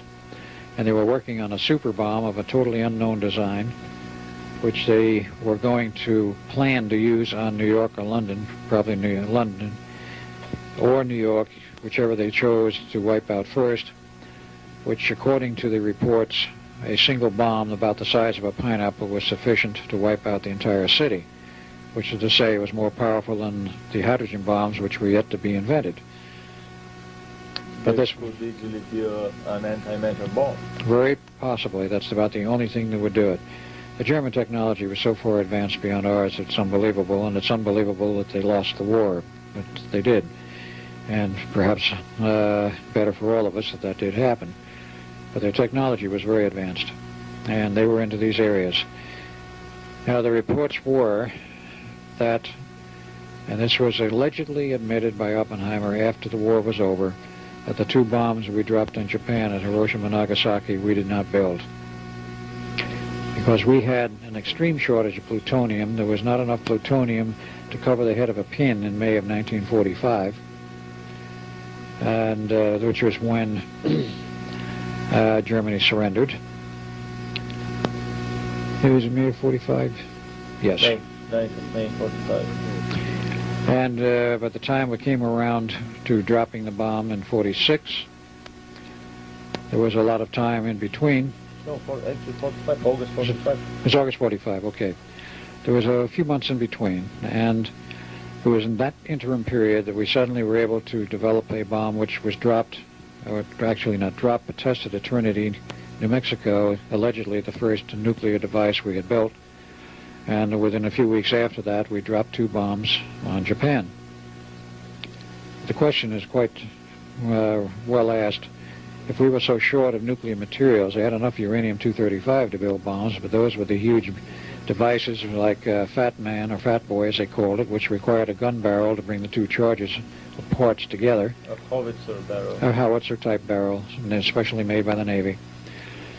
And it was not a particularly high-yield device. It was rather sloppy, but at least it proved the principle. The question is, did we carry something like that over Japan, or did they drop one of those, and it was later claimed the Nagasaki bomb was actually a plutonium bomb? I can't prove it at this point, but I do know there were enough records at Los Alamos, where I was at the end of the war, to show that the Germans had developed quite a few nuclear devices. And that was not unknown up there at that time. What is your explanation of why Hitler didn't use these devices at the end of the war? I would say there is no good explanation unless you were to totally modify your view of what Hitler's real character was, his real nature of the person. He has been painted, of course, by many news media, continuing to this day, of course, as being a monster, a person without any feeling or heart, who's out to conquer the world. All of the records today show he was not out to conquer the world, and there's the actual military aspects of the weapons development in Germany were very peculiar. They would not release a weapon into general use in the German military until they had already produced a countermeasures weapon. There was no countermeasures of any type to an atomic bomb. Not at least they were known at that time or now. That is, after the bomb is triggered and set off, there is no countermeasures. The only countermeasure is that you don't set it off. It may have been for that reason that Hitler refused to use it. So this is speculation, of course, at this point. If he had it and he was losing the war, why didn't he use it as a military weapon? He many times ignored the advice of his own military high staff because he got into the area of the Aryan racial considerations, of racial superiority, and when the British were on the beach at Dunkirk waiting to be evacuated back to England after they were driven into the sea, the German High Command wanted to kill all of the British because, after all, they were soldiers and there was a war on, and there's about 500,000, and there were prime targets and legitimate targets in terms of war to be eliminated, as you would eliminate any army in the field. Hitler interceded and says, no, you will not attack them, you will let them escape. They're Aryans, you don't kill Aryans. That was his thinking at the time. The British survived, of course, and some Australians and others with them.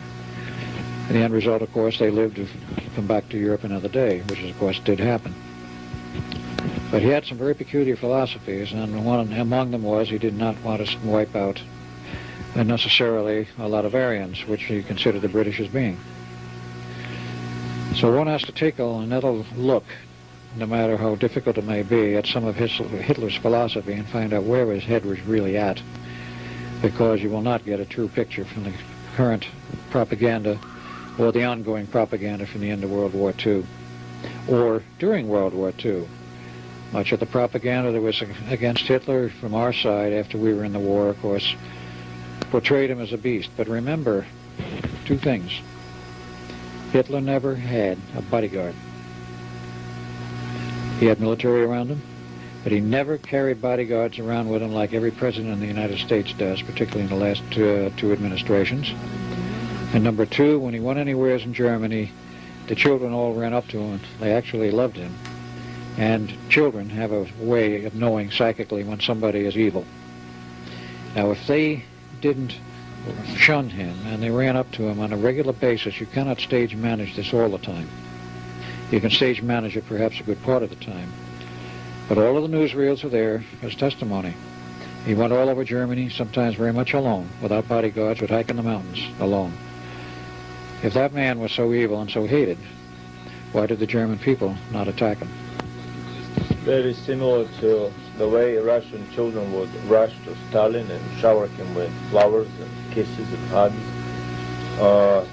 It's an interesting way of how a totalitarian country can manipulate its population and through propaganda can paint a picture of a person being the father of a nation. True, and he was, in the case of Hitler, he was considered not only the Führer, the leader, he was considered in many respects the father of the new nation, the Third Reich, and that he had made many promises and he kept them all, namely guns and butter. He would pull the nation out of the poverty it had been in, rebuild the nation, rearm it.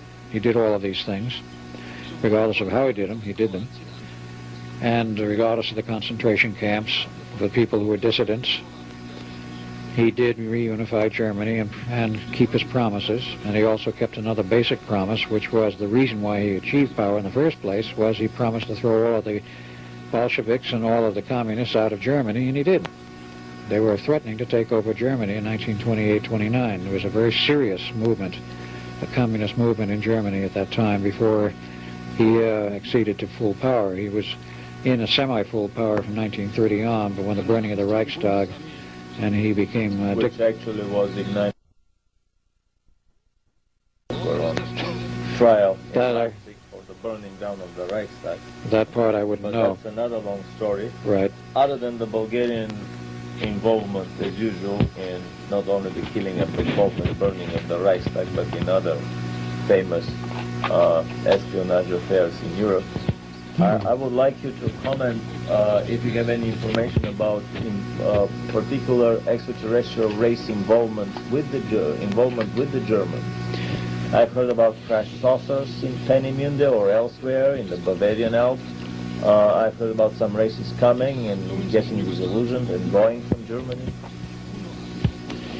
Well, there's a great deal of information, and Billy Myers is a source of quite a bit of it, that the Pleiadians approached Hitler, a specific group of Pleiadians, approached Hitler in 1933-34, and eventually, after first approaching the U.S. and being rejected by Roosevelt,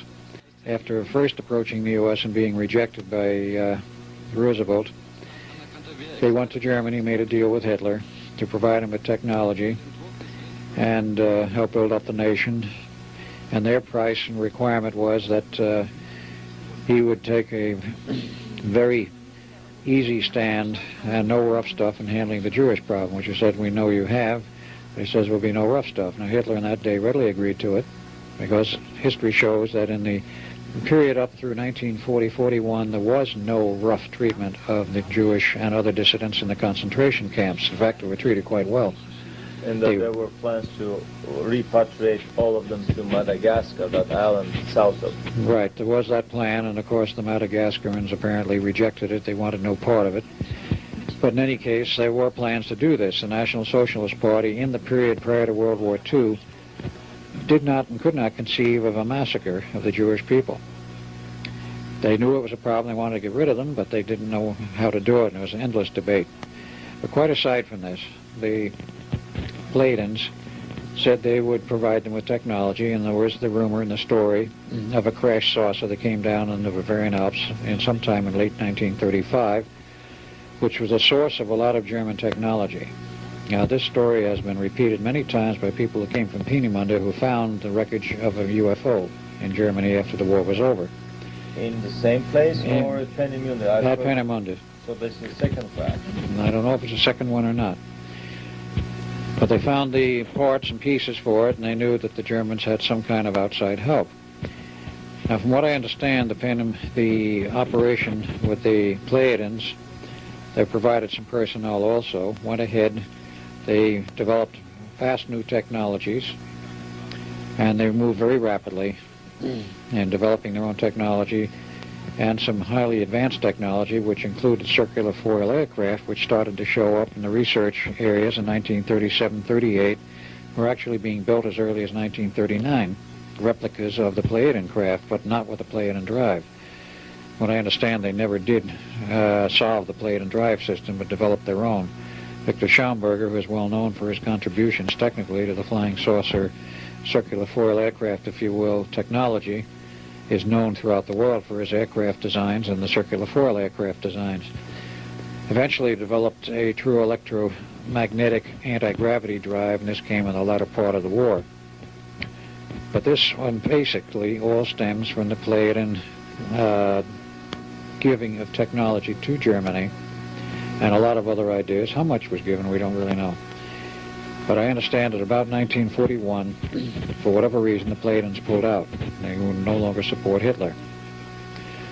And in its stead came via, the information came via a respected channel that I know of, and I do not mean a metaphysical channel, but a very physical, real channel, an ex-agent of the government, U.S., who knew Germans during the period right after World War II, and they used to tell the stories about how the Greys made a deal with Hitler, the little 3.5-foot Greys, allegedly, and gave him technology, and they wanted humans to experiment on. And the stories are that Hitler told them, he says, you can't have any of the Germans, the Aryans, but he says you can take all the people you want out of the concentration camps. I don't give a hoot about them.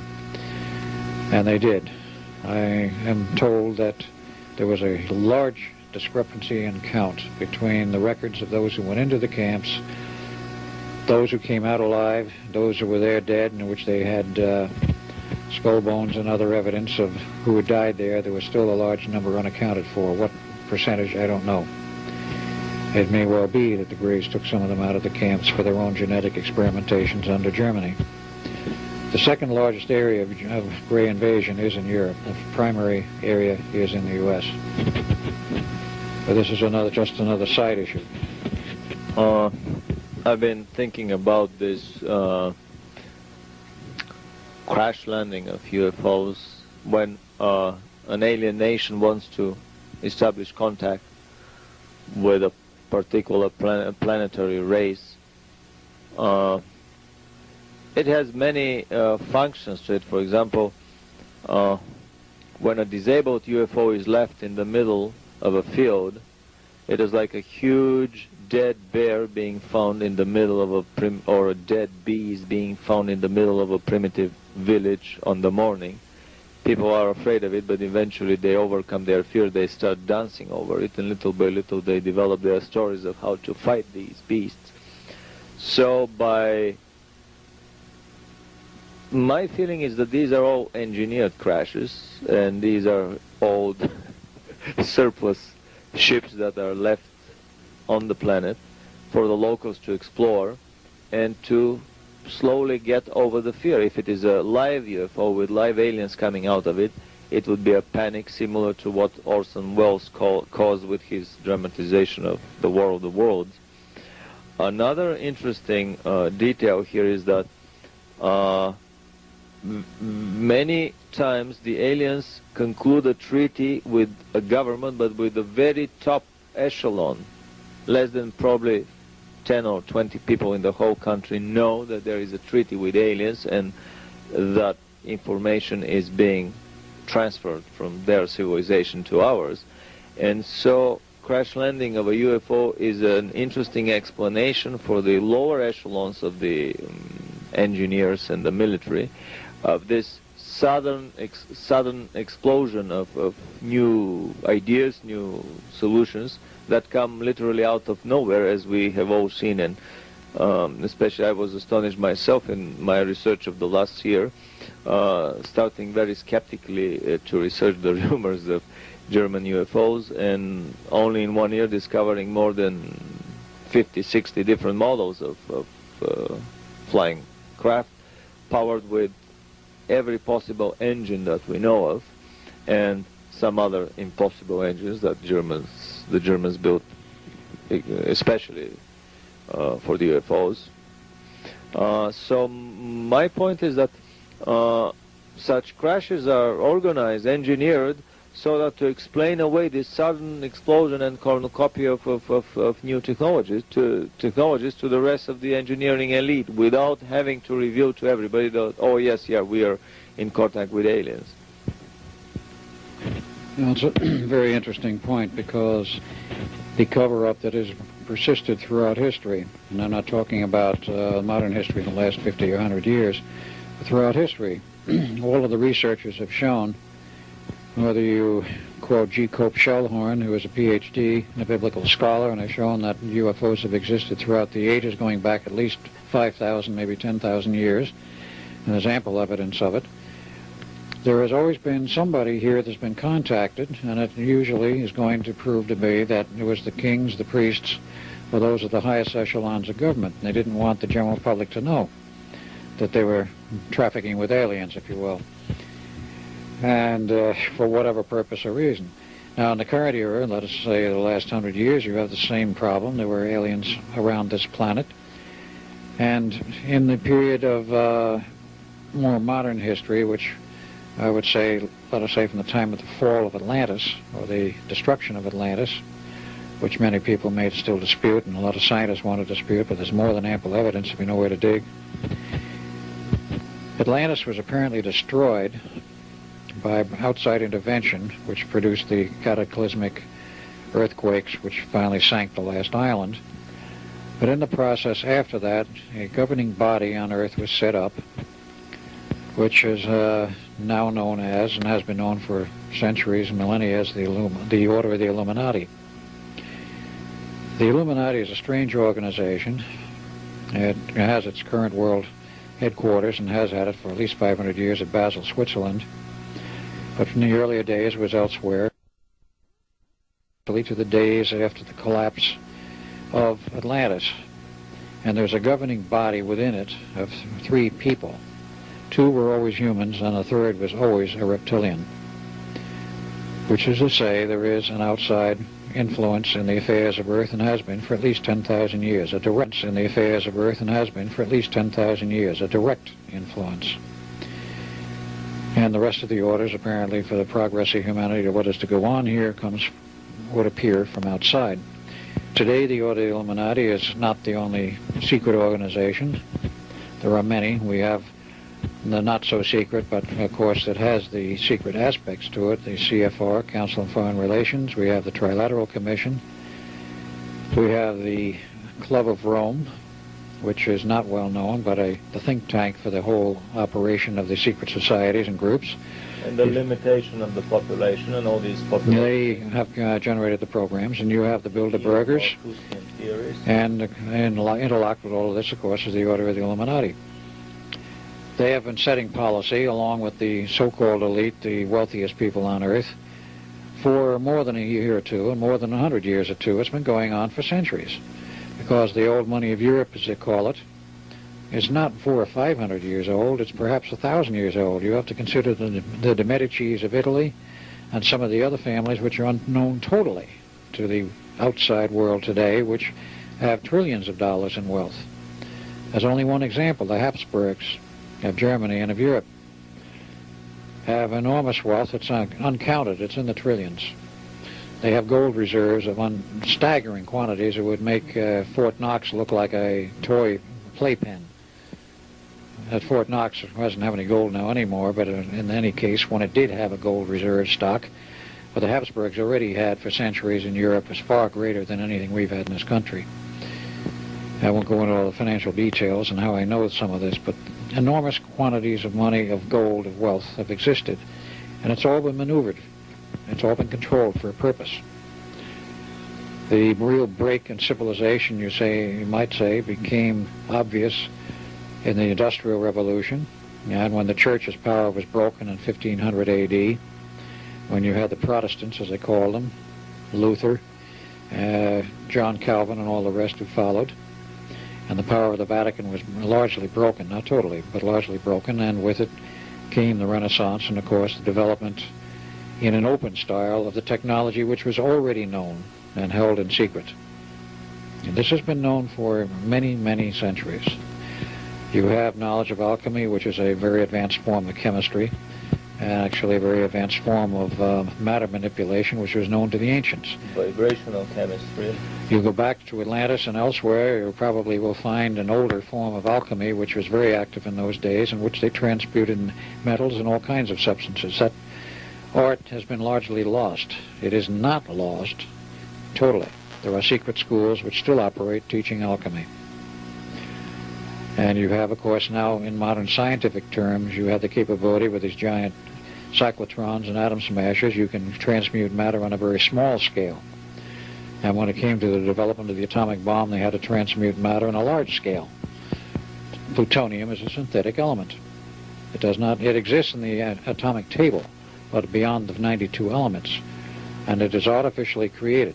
And they had to create it in large amounts, and they gave them a great deal of trouble. But it's modern alchemy. Are you implying that some of the plutonium from the bombs may have been created by the secret societies through purely alchemical? No, I wasn't implying that. I was merely stating that the conversion of uranium to plutonium is in essence an alchemical process, because you are changing one element into another. But very crude. In a crude but scientific manner, but in large amounts. That is, compared to alchemy, you are converting it. We do have the technology today to do this sort of thing. And it's not in the form of the older alchemy, which is a very difficult process to learn, but it is real. But we're now doing it. What else are we doing that the public doesn't know about? This is the problem. You have a two-tiered technology.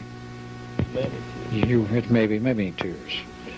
You have had a two-tier technology for 200 or 300 years at least. Radio was used earlier than Tesla, who was given the credit for developing it and inventing it in 1893. It was used as early as 1847, if not earlier. In fact, it was used, according to some reports, in the Napoleonic Wars. To manipulate the London Stock Exchange. Right. And by other means to do some very fancy manipulation where the public and even the elite, for the most part, were not told what was going on. Only a few key people knew. These technologies have existed from ancient times, and they've been kept well hidden. They were not available to the masses because they didn't have the technological base to build them. These may have been leftover pieces of hardware. They may have been supplied by aliens. There may have been secret laboratories that could produce them by ones and twos. And not only this, but they were made... You have to have special technologies available only to the elite to continue their sense of control, their feeling of power. And every time a given technology is spread into the wider population, you have to present the next new toy for the elite.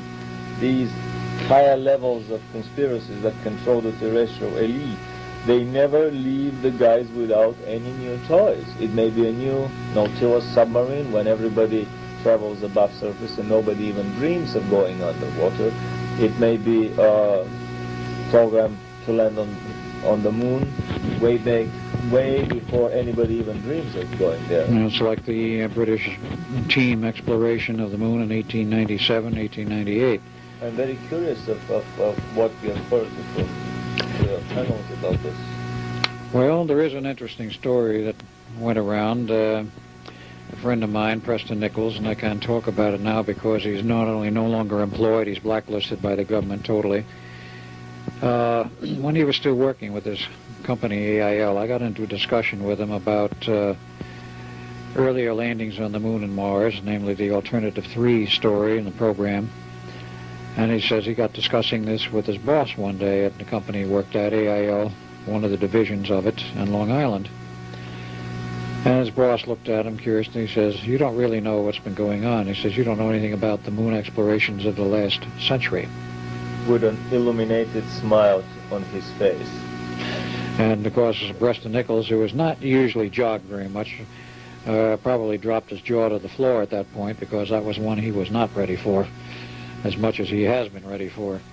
He says, I couldn't pump anything out of the boss as to what really happened and who did it. But he implied it was just before the turn of the century that this actual exploration took place.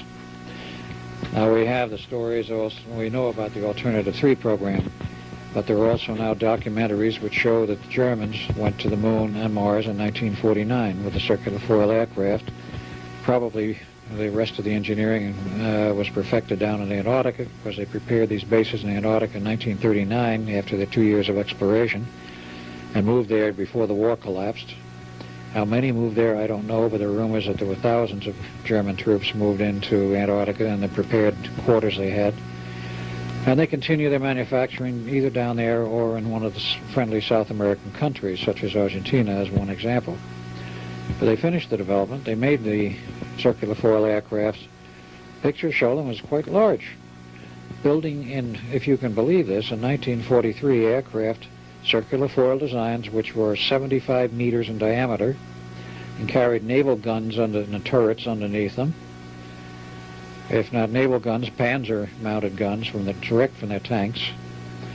And these are photographs which are clear enough to show that no extraterrestrial vehicle is going to carry naval guns or tank guns of a very normal and recognizable terrestrial design. These were not alien UFOs. These were German-built, terrestrially built, undoubtedly German, because nobody else had the technology. When you see pictures of this, you see documentaries which show that they left and went to Moon and Mars in '49. One has to ask questions, maybe earlier. Where did they manage to complete this technology? Where did it get buried? Where have they been? Where else have they gone beyond the Moon and Mars? And what have they done with this technology? Here. This is the big unknown.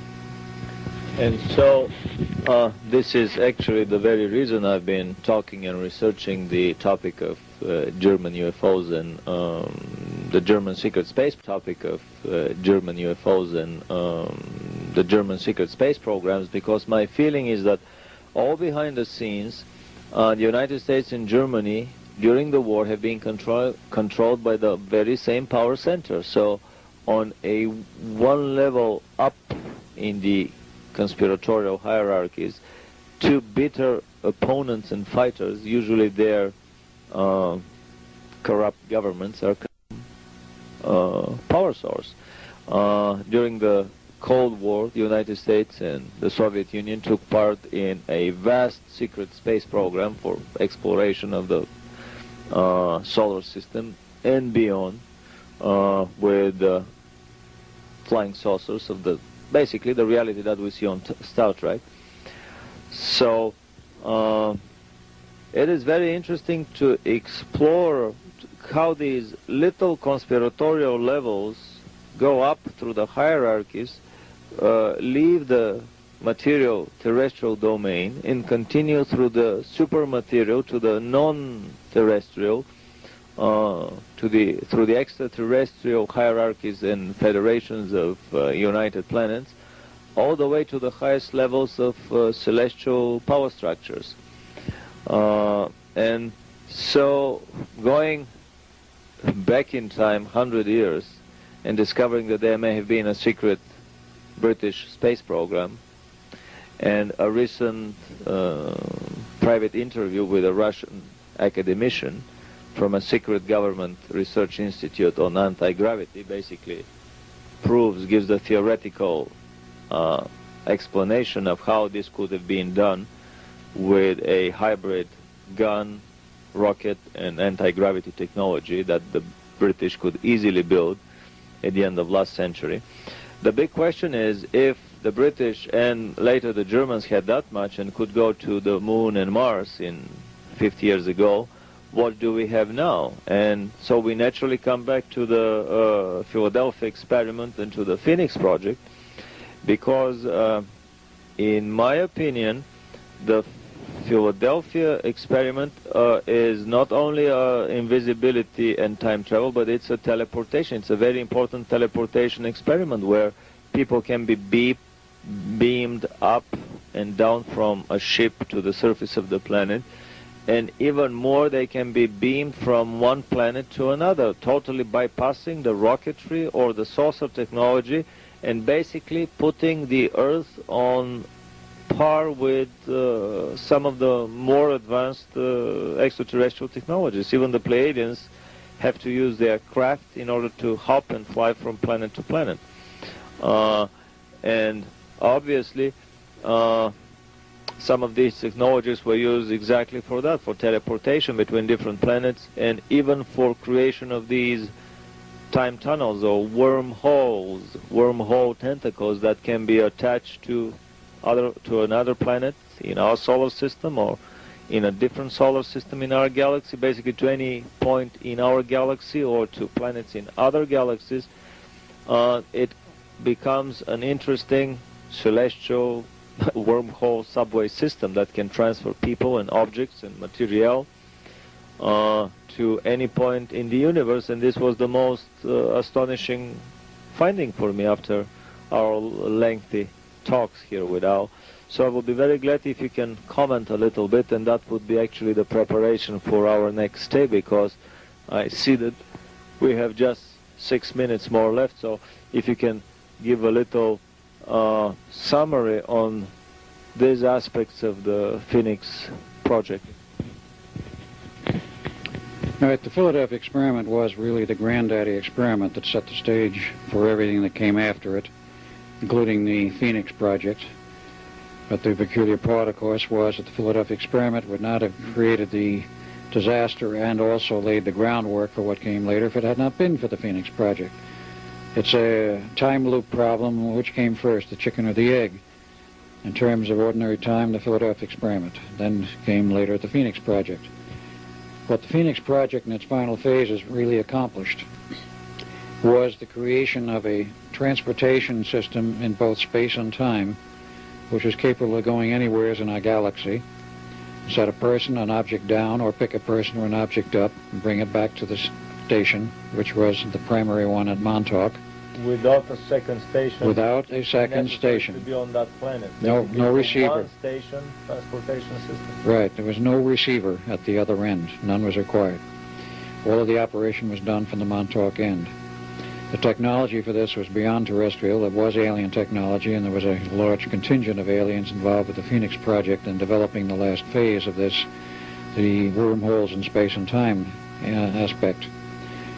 If any of you are familiar with Dr. Carl Sagan and his books and his commentaries on black holes and space, he talked about the possibility, maybe even the feasibility someday, excuse me, of creating wormholes in space and time for travel through the universe without having to go through all of the encumbrance of large ships and long, tiring voyages. We did it at Montauk. It was done in the period from 1977 until it crashed in '83. The project, by the way, has been replaced. It did crash on 12 August '83 because of various reasons, of sabotage being the primary one. But the project was moved to Germany, West Germany. There's an ongoing leg of it there. Additional stations, later ones, P8 and P9 is what they call them. When I say P8 and P9, P1 was the first phase of Philadelphia, which was mind control. P2 was the invisibility prospect. P3 was the program for the wormholes in space and time. There were other interim programs where they made some of this equipment portable. P7 is now on helicopters. It takes 3 large helicopters to do a mind control number over a whole city. And then you have P8 and P9, which is the newer fixed location Phoenix projects. I only have an idea where some of them are located. I do not know if they're operational. I think it's safe to assume they probably are. At least one of those 4 that I know of is at Lake Michaud, Louisiana area, and that, of course, is a huge NASA base. There are 2 more in the U.S. and 1 in Canada from my data. Whether any have been built beyond, I don't know. But Phoenix proved that you can transport a person or an object through space. Let us say if you're going to go from one end of this galaxy far out on one of the spiral arms near the You were dealing with a distance of what is classed as 120,000 light years. It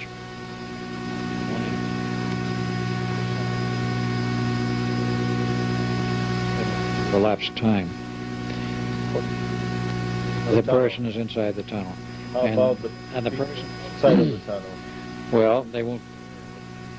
Actually, the tunnel goes through and functions as a link to whatever point you connect to, and is therefore, the time link is, for all practical purposes, essentially zero. It's not absolute zero.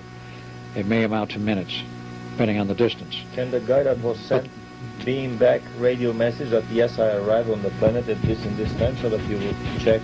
Theoretically, he could. He could take a video camera with him. He could take a radio transmitter receiver setup, so they could communicate back, or they could use one of the superluminal communication systems, which has been conveniently developed during this period, where they now have a interplanetary and intragalactic communication system, which we didn't build all of, but which our government has access to, which is a C8 system. That means it travels at the speed of light to the 8th power across the galaxy with a phase shift, in a matter of a fraction of a second. So that's operational. To any point of the galaxy without any lag. That is operational, that system, and has been for years. In earlier form was a C6 system, which said there was some delay, and so they had to correct that. They wanted instantaneous communication. To reach out and touch. Right. You can go through my bill if you got the right code numbers. But they're very, very restricted.